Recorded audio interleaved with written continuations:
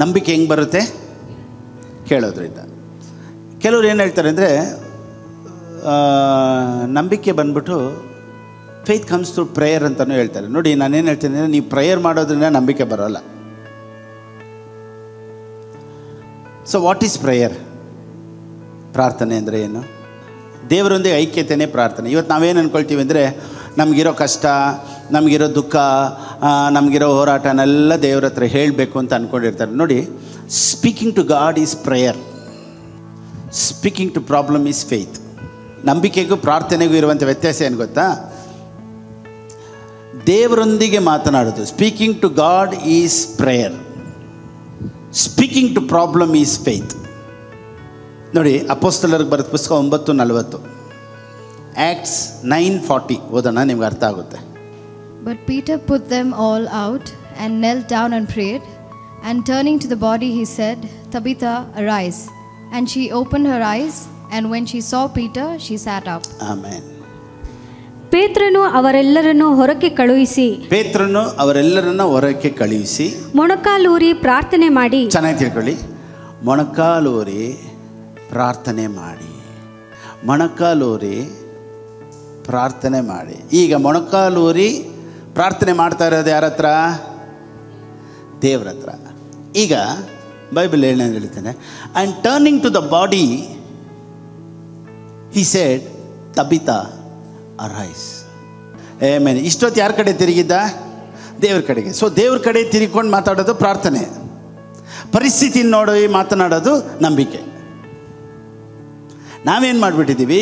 ಎಲ್ಲ ಪ್ರಾಬ್ಲಮ್ನೇ ಎತ್ಕೊಂಡೋಗಿ ದೇವ್ರ ಹತ್ರ ಹೇಳೋದು ಪ್ರಾರ್ಥನೆ ಅಂದ್ಕೊಂಡ್ಬಿಟ್ಟಿದ್ದೀವಿ.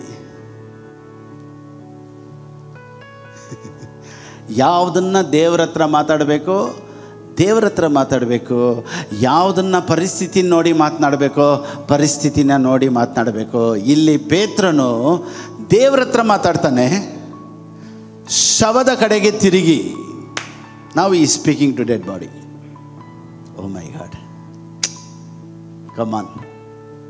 ಪ್ರಾರ್ಥನೆಯ ನಂತರ ಈಗ ಸತ್ತೋಗಿರೋದನ್ನು ನೋಡಿ ಮಾತನಾಡಬೇಕು. ಈಗ ನಿನ್ನ ಫೈನಾನ್ಸ್ ಡೆಡ್ ಆಗಿದೆಯಾ? Speak to finance. ಈಗ ಡಾಕ್ಟರ್ ರಿಪೋರ್ಟು ಉಲ್ಟಾ ಬಂದಿದೆಯಾ? ರಿಪೋರ್ಟ್ ನೋಡಿ ಮಾತನಾಡಿ. ಹೇಳಿ, ಯೇಸುವಿನ ನಾಮದಲ್ಲಿ ನನಗೆ ದುಡ್ಡು ಬರುತ್ತೆ, ನಾನು ಚೆನ್ನಾಗಿರ್ತೀನಿ, ನಾನು ಆಶೀರ್ವಾದವಾಗಿರ್ತೀನಿ, ನನ್ನ ಪರಿಸ್ಥಿತಿಗಳು ಬದಲಾವಣೆ ಆಗುತ್ತೆ, ನನ್ನ ಮಕ್ಕಳು ಚೇಂಜ್ ಆಗುತ್ತಾರೆ. ಎಲ್ಲನೂ ನಂಬಿಕೆಯಲ್ಲಿ ಮಾತನಾಡಬೇಕು. ಇದು ದೇವ್ರ ಹತ್ರ ಮಾತನಾಡೋದಲ್ಲ. ನೋಡಿ, ಚೆನ್ನಾಗಿ ತಿಳ್ಕೊಳ್ಳಿ, ದೇವ್ರ ಹತ್ರ ಮಾತನಾಡೋದು ಬೇರೆ, ಪರಿಸ್ಥಿತಿಗಳನ್ನ ನೋಡಿ ಮಾತನಾಡೋದು ಬೇರೆ. ಎಲ್ಲ ಕುಂತ್ಕೊಂಡು ನಾನು ದೇವ್ರ ಹತ್ರ ಹೇಳ್ಬಿಟ್ಟಿದ್ದೀನಿ ಪಾಸ್ಟರ್, ಎಲ್ಲ ಎಷ್ಟಾಗುತ್ತೋ ಅಷ್ಟು ದೇವ್ರ ಹತ್ರ ಕುಂತ್ಕೊಂಡು ಹೇಳಿದ್ದೀನಿ, ವೇಸ್ಟು. ನಾನು ಅನ್ಕೊತೀನಿ ಇವತ್ತಿಗೆ ಇದೊಂದು ರೆವಲ್ಯೂಷನ್ ಸಾಕು. I think this one revolution is enough. Speaking to God is prayer, speaking to problem is faith. ವಿಮೋಚನೆ ಕಾಂಡ ಬರೆದ ಪುಸ್ತಕ 14ನೇ ಅಧ್ಯಾಯ 15ನೇ ವಾಕ್ಯ. ಆಗ ಯೆಹೋವನು ಮೋಶೆಗೆ ಹೇಳಿದ್ದೇನೆಂದರೆ, ನೀನು ನನಗೆ ಮೊರೆ ಇಡುವುದೇನು? ಮುಂದಕ್ಕೆ ಹೊರಡಬೇಕೆಂದು ಇಸ್ರಾಯೇಲರಿಗೆ ಹೇಳು. ವಾ, ಈಗ ಮೋಶೆ ದೇವ್ರನ್ನ ನೋಡಿ, ಏನು ದೇವರೇ ಮಾಡೋದು, ಇಷ್ಟು ದೊಡ್ಡ ಕೆಂಪು ಸಮುದ್ರ. ದೇವ್ರು ಏನು ಹೇಳ್ತಾರೆ ಗೊತ್ತಾ? ನನ್ನ ಹತ್ರ ಯಾಕಪ್ಪ ಮಾತಾಡ್ತೀಯಾ? And the Lord said to Moses, why do you cry to me? ಈಗ ಪ್ರಾಬ್ಲಮ್ ಅಂದರೆ ಯಾರ ಹತ್ರ ಮಾತಾಡಬೇಕು? ಆ್ಯಕ್ಚುಲಿ ನಮ್ಮ ತೊಂದರೆನೆಲ್ಲ ಯಾರ ಹತ್ರ ಹೇಳಬೇಕು? ದೇವ್ರ ಹತ್ರ ತಾನೇ ಹೇಳಬೇಕು. ದೇವ್ರು ಕೇಳ್ತಾರೆ, ನನ್ನ ಹತ್ರ ಯಾಕಪ್ಪ ಹೇಳ್ತೀಯಾ? And the Lord said to Moses, why do you cry to me? Tell the children of Israel to go forward. Tell Elroy to go forward. Tell my viewers to go forward. Subscribe ಮಾಡಿರೋರು, ನನ್ನ ನೋಡ್ತಾ ಇರೋರು, ಫೇಸ್ಬುಕ್ಕಲ್ಲಿ ನೋಡ್ತಾ ಇರೋರು, ಯೂಟ್ಯೂಬಲ್ಲಿ ನೋಡ್ತಾ ಇರೋರು, tell them to go forward. Amen, hallelujah. ದೇವ್ರು ಏನು ಹೇಳ್ತಾರೆ ಅಂದರೆ, ಮುಂದೆ ಕೆಂಪು ಸಮುದ್ರ ಐತೆ, ನನ್ನ ಹತ್ರ ಮಾತಾಡಬೇಡ. ಕೈಯಲ್ಲಿ ಏನಿದೆ? ಮೋಶೆಗೆ ಏನು ಹೇಳಿದ್ರು? ಕೈಯಲ್ಲಿ ಏನಿದೆ? ಕೋಲು. ಇವಾಗ ನಮ್ಮ ಹತ್ರ ಏನಿದೆ? ನಂಬಿಕೆ. ನನ್ನ ಹತ್ರ ಏನಿದೆ? ನಂಬಿಕೆ. ನಿನ್ನ ಹತ್ರ ಏನಿದೆ? ಈಗ ಪರಿಸ್ಥಿತಿ ನೋಡಿ ಮಾತನಾಡಿ. ಕೆಂಪು ಸಮುದ್ರನ ನೋಡಿ ಮೋಶೆ ಮಾತನಾಡ್ದಾಗೆ ಇವತ್ತು ನನ್ನ ಪರಿಸ್ಥಿತಿಗಳನ್ನು ನೋಡಿ ನಾನು ಮಾತನಾಡ್ತೇನೆ ಯೇಸುವಿನ ನಾಮದಲ್ಲಿ. ಮಾರ್ಕನ್ ಬರೆದ ಪುಸ್ತಕ 11ನೇ ಅಧ್ಯಾಯ 23ನೇ ವಾಕ್ಯ. Mark 11:23. Whoever says to this mountain, be removed and be cast into the sea. Whoever says to this mountain. Whoever says to this mountain. ಎಲ್ಲರೂ ಹೇಳಿ. Whoever says to God ಅಲ್ಲ. ದೇವ್ರ ಹತ್ರ ನೋಡಿ ಬೆಟ್ಟದ ಬಗ್ಗೆ ಮಾತನಾಡಬಾರ್ದು. ಬೆಟ್ಟನ ನೋಡಿದಿ ಬೆಟ್ಟ ಹತ್ರ ಮಾತನಾಡು, ದೇವ್ರ ಹತ್ರ ಪ್ರಾರ್ಥನೆ ಮಾಡು. ನೀನು ದೇವ್ರ ಹತ್ರ ಬೆಟ್ಟದ ಸ್ಟೋರಿ ಎಲ್ಲ ಹೇಳ್ಬೇಕಾದಂಥ ಅವಶ್ಯಕತೆ ಇಲ್ಲ. Oh my God, thank you Holy Spirit. Just to have fellowship you speak to God. Prayer is just a fellowship. ಮತ್ತು ನಮ್ಮ ಪ್ರಾಬ್ಲಮ್ ಅಲ್ಲ, ಅದ್ರ ಹತ್ರ ಮಾತಾಡು. ಫಸ್ಟ್ ನಮ್ಮ ಕಷ್ಟ ಅಲ್ಲ, ಕಷ್ಟದ ಹತ್ರ ಹೇಳು. ಕಸ್ಟಮರ್ ಹತ್ರ ಹೇಳು. ಬಿಸ್ನೆಸ್ನ ನೋಡಿ ಮಾತನಾಡು, ನಿನ್ನ ಮನೆ ನೋಡಿ ಮಾತನಾಡು, ನಿಮ್ಮ ಮಕ್ಕಳನ್ನ ನೋಡಿ ಮಾತನಾಡು, ಪರಿಸ್ಥಿತಿನ ಮಾತನಾಡು. ದೇವ್ರ ಹತ್ರ ರಾಜಾ ರಾಜಾ ನಿಮಗೆ ಆರಾಧನೆ, ಯೇಸು ದೇವಾ ನಿಮಗೆ ಆರಾಧನೆ. ಇವತ್ತು ಕ್ರೈಸ್ತರಿಗೆ ಒಂದೇ ನಡಿಬೇಕಾಗಿರೋದು ಏನು ಗೊತ್ತಾ? ದ ಬುಕ್ ಆಫ್ ಎಫೇಷಿಯನ್ಸ್, ಎಫೇಸದವ್ರಿಗೆ ಬರೆದ ಪುಸ್ತಕ 1ನೇ ಅಧ್ಯಾಯ 19-20, ಇಂಗ್ಲೀಷಲ್ಲಿ 18. The eyes of your understanding. The eyes of your understanding. Enough. The eyes of your understanding. So, totally we have got. So, ನಮಗೆ ಇಲ್ಲಿ 2 ಕಣ್ಣಿದೆ, ಒಳಗಡೆನೂ 2 ಕಣ್ಣಿದೆ. ಕನ್ನಡದಲ್ಲಿ ಆತನು ನಿಮ್ಮ ಮನೋನೇತ್ರಗಳನ್ನು ಬೆಳಗಿಸಿ. ಮನೋನೇತ್ರಗಳನ್ನು ಬೆಳಗಿಸಿ. ಎಲ್ಲಿ ಬೆಳಗಿಸ್ಬೇಕಂತೆ ಇವಾಗ ನಮಗೆ? ಮನೋನೇತ್ರ. ಈಗ ನಿನ್ನ ಕಣ್ಣಿಗೆ ಕನ್ನಡಿ ಹಾಕಬೇಕು, ನಿನಗೆ ಕಣ್ಣು ಕಾಣಿಸ್ಬೇಕು. ಸೊ ನಿನಗೆ ಒಂದು ಐ ಟೆಸ್ಟ್ ಮಾಡೋಕ್ಕೇ ಐ ಸರ್ಜನ್ ಬಂದಿರೋದು ಇವತ್ತು. ರಿಪೋರ್ಟೆಲ್ಲ ತೊಗೊಂಬನ್ನಿ, ನಿಮ್ಮ ಐನ ಒಂದು ಸತಿ ಟೆಸ್ಟ್ ಮಾಡಿಬಿಡೋಣ. ಓಕೆ, ಜೆನಿಸಿಸ್ 3:7, ಆದಿಕಾಂಡ ಬರೆದ ಪುಸ್ತಕ 3ನೇ ಅಧ್ಯಾಯ 7ನೇ ವಾಕ್ಯ. The book of Genesis chapter 3 verse 7. Then the eyes of both of them were opened. ಕೂಡಲೇ ಅವರಿಬ್ಬರ ಕಣ್ಣುಗಳು ತೆರೆದವು. ಇಷ್ಟು ದಿವಸ ಏನು ಮಾಡ್ತಾಯಿದ್ರು? ಕಣ್ಣು ಕಾಣಿಸ್ದೆ ಸುತ್ತಾರ. ಆಪಲ್ ಎಲ್ಲಿದೆ? ಇದಕ್ಕಿಂತ ಮುಂಚಿನ ವಾಕ್ಯ ಏನು ಹೇಳುತ್ತೆ? ಆ ಹಣ್ಣು ನೋಡೋಕ್ಕೆ ರಮ್ಯವಾಗಿತ್ತಂತೆ. ಹೆಂಗಿತ್ತಂತೆ? ಸೊ ನೋಡಿದ್ರು. ಈಗ ಒಂದು ಕಣ್ಣು ಓಪನ್ ಆಯ್ತು. ಅದ್ಯಾವುದು? ಇದಕ್ಕಿಂತ ಮುಂಚೆ ನೋಡ್ತಾ ಇದ್ರು. ಹಣ್ಣು ಚೆನ್ನಾಗಿತ್ತಂತೆ, ಏವಳದಂಥ ಹೆಣ್ಣು ಚೆನ್ನಾಗಿತ್ತಂತೆ. ಅವಳನ್ನು ನೋಡಿದ ತಕ್ಷಣ ಹೇಳ್ತಾಳೆ, ಇದು ನನ್ನ ಪಾರ್ಟ್ನರ್ ಅಂತಾನೆ. ಸೊ ಹೆಣ್ಣು ಚೆನ್ನಾಗಿತ್ತು, ಹಣ್ಣು ಚೆನ್ನಾಗಿತ್ತು, 2 ಕಣ್ಣು ಚೆನ್ನಾಗಿತ್ತು. ಆದರೆ ಇಲ್ಲಿ 3ನೇ ಅಧ್ಯಾಯದಲ್ಲಿ ಸತ್ಯವೇದ ಹೇಳುತ್ತೆ, ಕೂಡಲೇ ಅವರಿಬ್ಬರ ಕಣ್ಣುಗಳು ತೆರೆದವು. Then the eyes of both of them were opened. ಈಗ ನಮಗೆ ಇಲ್ಲ ಅನ್ನೋದಲ್ಲ, ಒಳಗಡೆ ಇದೆ, ಕಣ್ಣು ತೆರೆಯಲ್ಪಡಬೇಕು. ನಾನೇನು ಹೇಳ್ತೀನಿ ಅಂದರೆ, ನಿನಗಾಗಿ ದೇವರಿಟ್ಟಿರೋದು ಧಾರಾಳ, many more things to come, yet to come, many more things to come. 10ನೇ ವಾಕ್ಯ ಹೇಳುತ್ತೆ. So he said, I heard your voice in the garden, and I was afraid because I was naked. And I hid myself. Verse 11. And he said, who told you you were naked? Who told you? ನೋಡಿ, ಯೇಸು ದೇವರು ಕೇಳ್ತಾರೆ, ಯಾರಪ್ಪ ನಿನಗೆ ಹೇಳಿದ್ದು? Have you eaten from the tree of which I commanded you that you should not eat? ಈಗ ದೇವರು ಏನು ಹೇಳಿ ಕೇಳ್ತಾರೆ ಗೊತ್ತಾ? ನೀನು ತೋಟದಲ್ಲಿ ಸಂಚರಿಸುವ ಸಪ್ಪಳವನ್ನು ನಾನು ಕೇಳಿ ಬೆತ್ತಲೆಯಾಗಿದ್ದೇನಲ್ಲ ಎಂದು ಹೆದರಿ ಅಡಗಿಕೊಂಡೇನು. 11. ಅದಕ್ಕಾತನು, ನೀನು ಬೆತ್ತಲೆಯಾಗಿದ್ದಿ ಎಂದು ನಿನಗೆ ತಿಳಿಸಿದವರು ಯಾರು? ಸೊ ಇಲ್ಲಿ ಇನ್ನೊಂದು ಐ ಓಪನ್ ಆಗಿದ ತಕ್ಷಣ ಇವ್ರ ಪಾಪಗಳೆಲ್ಲ ಬಂದ್ಬಿಡ್ತು ಮುಂದೆ. ಸೊ ಇನ್ನೊಂದು ಐ ಯಾವುದು? ಸ್ಪಿರಿಚುವಲ್ ಐ ಅಲ್ಲ, ಫಿಸಿಕಲ್ ಐಯಲ್ಲಿ ನಾವು ನೋಡೋದೆಲ್ಲ ನಮಗೇನಾಗ್ತೈತೆ? ಹರ್ಟ್ ಆಗ್ತಾಯಿದೆ. ಪರಿಸ್ಥಿತಿಗಳು ನೋಡಿದಾಗೆಲ್ಲ ಭಯ ಆಗ್ತೈತೆ. ಈಗ ಶುಗರ್ ನಾರ್ಮಲ್ ಎಷ್ಟಿರಬೇಕು? ನಾರ್ಮಲ್ ಶುಗರ್ ಇಲ್ಲದೆ ಇರೋರು ನಾರ್ಮಲ್ ಎಷ್ಟಿರಬೇಕು ಬಿಡಿದೆ? ಡಾಕ್ಟ್ರನ್ನೇ ಕೇಳ್ಬಿಡೋಣ ಇರಿ ಸುಮ್ಮನೆ. 70 to 140 ಇಸ್ ನಾರ್ಮಲ್. ಅಬವ್ 140, ಈಗ 140 ನಾರ್ಮಲ್ ಅಂತ ಹೇಳ್ತೀವಿ. ಈಗ ತಿರ್ಗಾ ಎಲ್ಲ ಡಾಕ್ಟರ್ಸ್ಗಳೆಲ್ಲ ಮಾತಾಡಿ 160 ಈಸ್ ನಾರ್ಮಲ್ ಅಂತ ಹೇಳ್ಬಿಟ್ರೆ, ಇಷ್ಟು ದಿವಸ ನಾನು ಶುಗರ್ ಪೇಷಂಟು ಅಂತ ಹೇಳ್ಕೊಂಡವರೆಲ್ಲ ಏನಾಗ್ಬಿಡ್ತಾರೆ? ನಾರ್ಮಲ್ ಆಗಿಬಿಡ್ತಾರೆ. ನಾನು ಶುಗರ್ ಪೇಷಂಟ್ ಅಲ್ಲ, ಈಗ ನಾನು ನಾರ್ಮಲು, ಯಾಕಂದರೆ 160 ಇರೋದು. ಸೊ 160 ಅಂತ ಡಿಕ್ಲೇರ್ ಆಗಿಬಿಟ್ರೆ, so all sugar patients will become normal patient ಅಲ್ಲ, normal people. So one announcement ಇಷ್ಟು ವರ್ಷ ನಾನು ಶುಗರ್ ಪೇಷಂಟು ಅಂತ ಯೋಚನೆ ಮಾಡಿದ್ದನ್ನು ಒಡೆದಾಕ್ಬಿಡುತ್ತೆ. ಸೊ ಒಂದು ಮೆಸೇಜು ದರಿದ್ರ ಅನ್ನೋದನ್ನು ಒಡೆದಾಕ್ಬಿಡುತ್ತೆ. ಒಂದು ಮೆಸೇಜು ಒಂದು ಮೆಸೇಜು ದರಿದ್ರನ ಹೊಡೆದಾಕುತ್ತೆ, ಒಂದು ಮೆಸೇಜು ಪಾವರ್ಟಿನ ಹೊಡೆದಾಕುತ್ತೆ, ಒಂದು ಮೆಸೇಜು ಕಾಯಿಲೆಗಳನ್ನ ಹೊಡೆದಾಕುತ್ತೆ, ಒಂದು ಮೆಸೇಜು ಪರಿಸ್ಥಿತಿಗಳನ್ನೇ ಬದಲಾವಣೆ ಮಾಡುತ್ತೆ. That is called good news. Oh, ಕರಗಳನ್ನು ತಟ್ಟಿ ಥ್ಯಾಂಕ್ ಯು ಹೋಲಿ ಸ್ಪಿರಿಟ್. ನೋಡಿ, ನೆಗೆಟಿವ್ ವರ್ಡ್ಸು ಎಷ್ಟು ನಮ್ಮನ್ನು ಇಂಪ್ಯಾಕ್ಟ್ ಮಾಡುತ್ತೆ ಗೊತ್ತಾ? ನೆಗೆಟಿವ್ ವರ್ಡ್ಸು ಎಷ್ಟು ಇಂಪ್ಯಾಕ್ಟ್ ಮಾಡುತ್ತೆ ಗೊತ್ತಾ? ಈಗ ಒಂದು ಪ್ರೀಚರ್ ಹೇಳ್ತಾರೆ, ಒಂದು ಸತಿ ದೆವ್ವ ಓಡ್ಸೋಕೆ ಒಂದು ಸತಿ ಹೋಗಿದ್ರಂತೆ. ಅಲ್ಲಿ ಆ ದೆವ್ವ ಹೇಳ್ತಂತೆ, ಯೇಸು ನಾಮದಲ್ಲಿ ಹೋಗು ಅಂತ ಹೇಳಿದ್ಕೆ ಆ ದೆವ್ವ ಹೇಳ್ತಂತೆ, ಇನ್ನು 2 ದಿವಸದಲ್ಲಿ ನಾನು ಮತ್ತೆ ಬರ್ತೀನಿ, ನಾನು ಏನು ಮಾಡ್ತೀನಿ ನೋಡಿ ನಿನಗೆ ಅಂತಂತೆ. ಇನ್ನು ಎಷ್ಟು ದಿವಸದಲ್ಲಿ? 2 ದಿವಸದಲ್ಲಿ. ಸೊ ಇವರು ಹೋಗಿ ಯೇಸು ನಾಮದಲ್ಲಿ ಅಂತ ಹೇಳ್ಬಿಟ್ಟು ಬಂದ್ಬಿಟ್ರಂತೆ. ಬಂದ್ಬಿಟ್ಟು ಈ 2 ದಿವಸ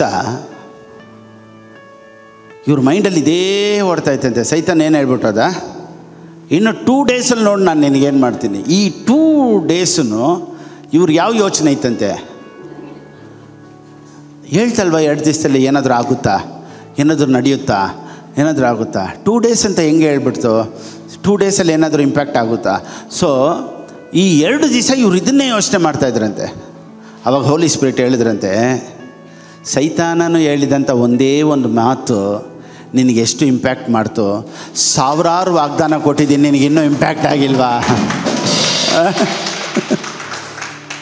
ಸೊ ಹೋಲಿ ಸ್ಪಿರಿಟ್ ಹೇಳಿದ್ರಂತೆ, ದೇವ್ರು ಮಾತಾಡಿದ್ರಂತೆ, ಒಂದು ಸೈತಾನನ ಹೇಳಿದ್ಕೆ ನಿನಗೆ ಇಷ್ಟು ಇಂಪ್ಯಾಕ್ಟ್ ಆಯ್ತಲ್ಲ, ಎಷ್ಟು ವಾಗ್ದಾನ ಕೊಟ್ಟಿದ್ದೀನಿ ನಾನು ನಿನಗೆ ಈ ಥರ.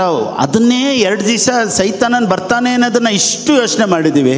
ದೇವ್ರು ನನ್ನನ್ನು ಆಶೀರ್ವದಿಸ್ತಾರೆ, ನಾನು ನಿನ್ನನ್ನು ಯೂಸ್ ಮಾಡ್ತೀನಿ, mightily I will use you ಅನ್ನೋದನ್ನು ನಾವು ಇಷ್ಟು ಡೀಪಾಗಿ ಇಂಪ್ಯಾಕ್ಟಾಗಿ ಯೋಚನೆನೇ ಮಾಡಿಲ್ವಲ್ಲ. So we believe Satan's word, we believe the situations than the word of God. So ಪರಿಸ್ಥಿತಿಗಳಿಗಿಂತ ನಾವು ದೇವರ ವಾಕ್ಯಕ್ಕಿಂತ ಪರಿಸ್ಥಿತಿಗಳನ್ನು ನಂಬಿಟ್ವಿ. ಶುಗರು, ಡಯಾಬಿಟಿಸನ್ನು ನಂಬಿಟ್ವಿ. ಎಲ್ಲ ಪರಿಸ್ಥಿತಿಗಳಿಗಿಂತ ವಾಕ್ಯದ ಮೇಲೆ ನಮ್ಮ ನಂಬಿಕೆ ಹೋಗಿಲ್ಲ ನೋಡಿ. ಸೊ ಇವತ್ತೆಲ್ಲ ಪರಿಸ್ಥಿತಿಗಳಿಗಿಂತ ದೊಡ್ಡವರು ನನ್ನ ಜೊತೆ ಇದ್ದಾರೆ. ಈ ಲೋಕವೇ ಅಲ್ಲೋಲ ಕಲ್ಲೋಲವಾದರೂ ಸಹ ಲೋಕದಲ್ಲಿರುವವನಿಗಿಂತ ನನ್ನಲ್ಲಿರುವಾತನು. Hallelujah, hallelujah. ಕರಗಳನ್ನು ತಟ್ಟಿ thank you Jesus, thank you Jesus, thank you Jesus. Oh hallelujah. So word, ವಾಗ್ದಾನ ಅನ್ನೋದು ತುಂಬ ತುಂಬ ಇಂಪಾರ್ಟೆಂಟ್. ಈಗ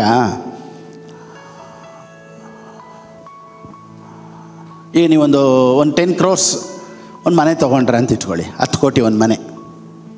ಈಗ ಆ ಮನೆ ತೊಗೊಳ್ಳೋದಕ್ಕೆ ಇಂಪಾರ್ಟೆಂಟ್ ಯಾವುದು ಗೊತ್ತಾ? ಅದು ತೊಗೊಂಡಿದ್ದೀರಾ, ಅದು ನಿಮ್ಮದೇ ಅನ್ನೋದಕ್ಕೆ ಇಂಪಾರ್ಟೆಂಟ್ ಏನು ಗೊತ್ತಾ? ಡೀಡ್, ಪತ್ರ. ಸೊ ಆ ಪತ್ರದಲ್ಲಿ ಈ ಮನೆ ನಿಮ್ಮದೇ ಅನ್ನೋದು ಅದರಲ್ಲಿ ಟೈಪ್ ಆಗಿರಬೇಕು, ಒಂದು. ಎರಡನೇದು, every single word in that deed matters because it's all about you and your house. So ಒಂದು 10 ಕೋಟಿ ಬೆಲೆ ಬಾಳುವಂಥ ಒಂದು ಮನೆಗೆ ಪತ್ರದಲ್ಲಿರುವಂಥ ಒಂದೊಂದು ಅಕ್ಷರನೂ ಎಷ್ಟು ಇಂಪಾರ್ಟೆಂಟು, ಸತ್ಯವೇದದಲ್ಲಿರುವಂಥ ಒಂದೊಂದು ಅಕ್ಷರನೂ ನಿನ್ನ ಲೈಫ್ಗೆ ಅಷ್ಟು ಇಂಪಾರ್ಟೆಂಟು.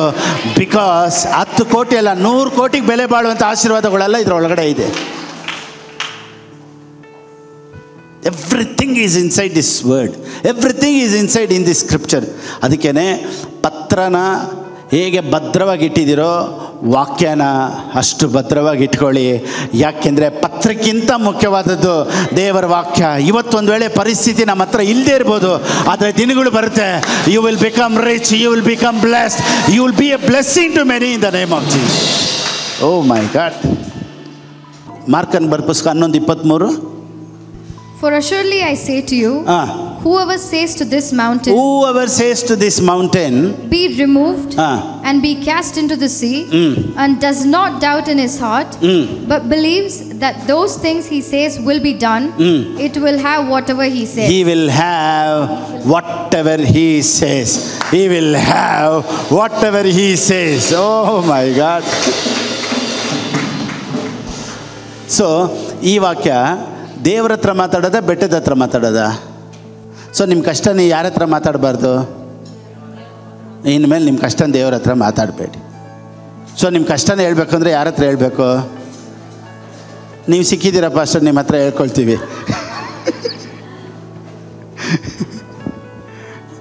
ನಿಮ್ಮ ಕಷ್ಟನ ಯಾರ ಹತ್ರ ಆದರೂ ಹೇಳ್ಕೊಂಡ್ರೆ ಊರೆಲ್ಲ ಹೇಳ್ಕೊಂಬರ್ತಾರೆ. ಚೆನ್ನಾಗಿ ತಿಳ್ಕೊಳ್ಳಿ. ಯಾರನ್ನೂ ನಂಬಿ ನಿಮ್ಮ ಕಷ್ಟನ, ನಿಮ್ಮ ಸೀಕ್ರೆಟನ್ನ ಯಾರ ಹತ್ರ ಹೇಳ್ಬೇಡಿ. ಊರೆಲ್ಲ ಹೇಳ್ಕೊಂಬಂದ್ಬಿಡ್ತಾರೆ. ಇವ್ರಿಗೆ ಬಡ್ಡಿ ಕಾಸು ತೊಗೊಂಡಿದ್ದಾರಂತೆ, ಅಲ್ಲಿ ಕಾಸು ಕಟ್ಟಬೇಕಂತೆ, ಇವ್ರಿಗೆ ಲೋನ್ ಇದೆ ಅಂತ ಊರೆಲ್ಲ ಹೇಳ್ಬಿಡ್ತಾರೆ. ನೀವು ಹೆಲ್ಪ್ ಮಾಡ್ತಾರೆ ಅಂತ ಅಂದ್ಕೊಂಡಿರ್ತೀರ, ಇನ್ನೂ ಕಿರಿಕ್ ಮಾಡಿಬಿಡ್ತಾರೆ. ಸೊ ನಿಮ್ಮ ಪ್ರಾಬ್ಲಮ್ ಹತ್ರನೇ ಮಾತಾಡಿ. ಯೇಸುವಿನ ನಾಮದಲ್ಲಿ ನನ್ನ ಪರಿಸ್ಥಿತಿಗಳು ಚೇಂಜ್ ಆಗುತ್ತೆ, ನನ್ನ ಪರಿಸ್ಥಿತಿಗಳು ಬದಲಾವಣೆ ಆಗುತ್ತೆ. Have fellowship with God, speak to God, have fellowship, have relationship with God, then turn to the problem and speak to the problem. ದುಡ್ಡು ಬೇಕಾ? ದೇವರೇ Lord please give me money ಅಂತ ಹೇಳ್ಬೇಡಿ. ಮನಿ ಕಮ್ ಟು ಮೀ ಅಂತ ಹೇಳಿ ತಿರ್ಗಾ ಕನೆಕ್ಷನ್ಗೆ ಹೋಗ್ಬಿಡಿ. Lord don't ask God for money. ಇವತ್ತು ಇದು ಒಂದು ರೆವಲ್ಯೂಷನ್ನು. It will change your entire life. ಯಾವತ್ತೂ ಪ್ರಾರ್ಥನೆಯಲ್ಲಿ ದೇವ್ರ ಹತ್ರ ದುಡ್ಡು ಕೇಳಬೇಡಿ. ನನ್ನನ್ನು ಗುಣಪಡಿಸಪ್ಪ ಅಂತಲೂ ಕೇಳಬೇಡಿ. ಪ್ರಾಬ್ಲಮ್ನ ನೋಡಿ ಹೇಳಿ, ರಿಪೋರ್ಟ್ ನೋಡಿ ಮಾತನಾಡಿ. You are healed, we are healed. ದೇವ್ರ ಹತ್ರ ಹೋದ್ರೆ ಏನಕ್ಕೆ ಹೋಗ್ಬೇಕು ಗೊತ್ತಾ?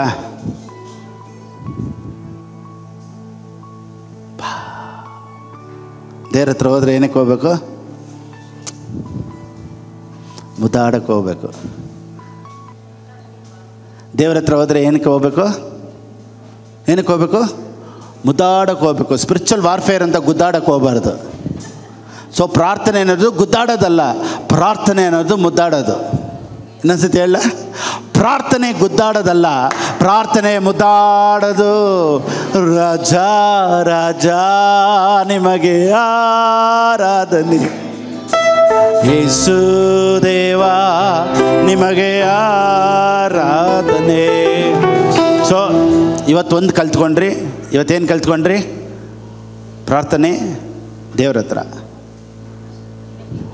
ನಂಬಿಕೆಯಿಂದ ಪ್ರಾಬ್ಲಮನ್ನು, ಪರಿಸ್ಥಿತಿಗಳನ್ನು ಮಾತನಾಡಿ ಜಯದೊಂದಿಗೆ ಬನ್ನಿ. ಈ ವಾಕ್ಯ ನೋಡ್ತಾ ಇರೋರು, ಕೇಳ್ತಾ ಇರೋರ ಲೈಫ್ಗಳು ಬದಲಾವಣೆ ಆಗುತ್ತೆ ಅನ್ನೋದರಲ್ಲಿ ಯಾವ ವಿಧವಾದಂಥ ಸಂದೇಹ ಇಲ್ಲ. God bless. ಆಮೇನ್. ಆನ್ಲೈನಲ್ಲಿ ನೋಡ್ತಾ ಇರೋರು, ದೇವ್ರಿಗಾಗಿ ಕೊಡಬೇಕು ಅನ್ನೋರು, ಹೇಗೆ ಕೊಡಬೇಕು ಅನ್ನೋದು ಸ್ಕ್ರೀನಲ್ಲಿದೆ. ಆ ರೀತಿ ನೀವು ಕೊಡ್ಬೋದು. ದೇವರು ನಿಮ್ಮನ್ನು ಆಶೀರ್ವದಿಸಲಿ. God bless you. Okay, right. Any announcements? Finished. Next week ಒಳಗಡೆ ಇನ್ನೂ ದೇವರೆಲ್ಲ ಈ ಸೌಂಡ್ ಎಲ್ಲ ಕಟ್ ಆಫ್ ಆಗಬೇಕು, ಇನ್ನೂ ತುಂಬ ಮಾಡಬೇಕು. ಸೊ ದೇವರು ಅದಕ್ಕೆಲ್ಲ ಹಣ ಅವಶ್ಯಕತೆಗಳನ್ನು ಸಂಧಿಸಲಿ ಅಂತ ಯೇಸುವಿನ ನಾಮದಲ್ಲಿ ರಿಲೀಸ್ ದ ಬ್ಲೆಸ್ಸಿಂಗ್. ಒಂದು ವರ್ಡಲ್ಲಿ ಕೈ ಎತ್ತಿ ಹೇಳಿ, I command money to come to Elroi, to pastor Philip Babu, in the name of Jesus. ನೀವು ಹೇಳಿದಂತೆಯೇ ಆಗಲಿ.